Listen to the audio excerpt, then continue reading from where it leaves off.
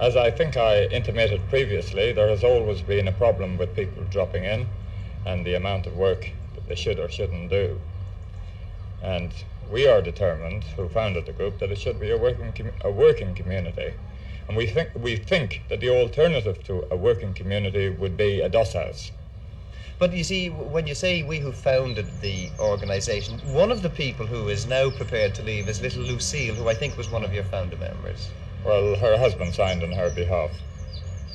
But does it not mean a breaking up of this experiment that you were conducting, this demonstration that you were making to show that this sort of thing could be done? I feel that as long as there are a dedicated number remain here and prepared to go through with it, the fact that people join and leave could be likened to a girl joining a convent and leaving it. Now, some of the accusations which they've made about you is that you are now trying to lead the commune instead of accepting cooperative work and leadership. They say you bully them a bit. Well, I personally dislike the idea of leadership and certainly don't aspire to be a leader here. But I will admit that when work is going on and a number of people don't participate in it, that I have hustled them into working. In other words, I've put the cards on the table and said it's work or quit. Dave, how do you feel about this? I feel pretty much the same.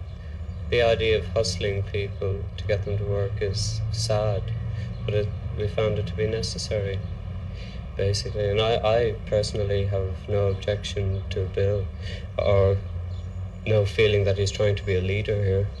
Is he bullying people, would you say?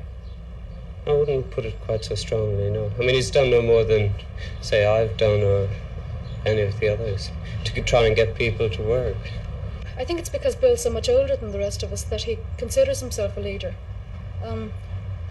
There have been occasional attempts to impose, by the younger members, to impose each person's will on the others, and the others have just told them where to go. But you see, isn't this what happens in the established order?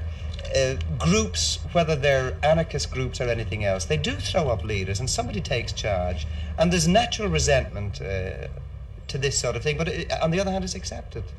Yeah, well, we don't want a leader. Can you go on without a leader?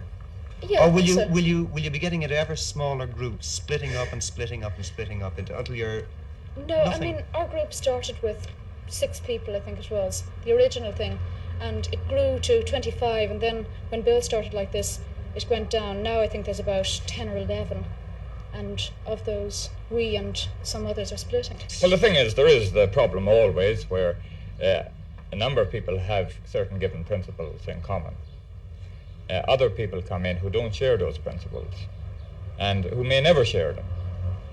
And that's partly our problem. I think among the anarchists here and the men who come in regularly and do long hours of work out there, there has been none, or virtually none, of this problem. But does it not indicate a break-up in the whole thing? I mean, there's a threat to your existence, threats of violence, and there's the threat of people moving away. Is the end not in sight? Oh, I don't think so. I think those of us who have decided to stay on are quite determined to carry it on as if nothing had happened. It is sad what's happened.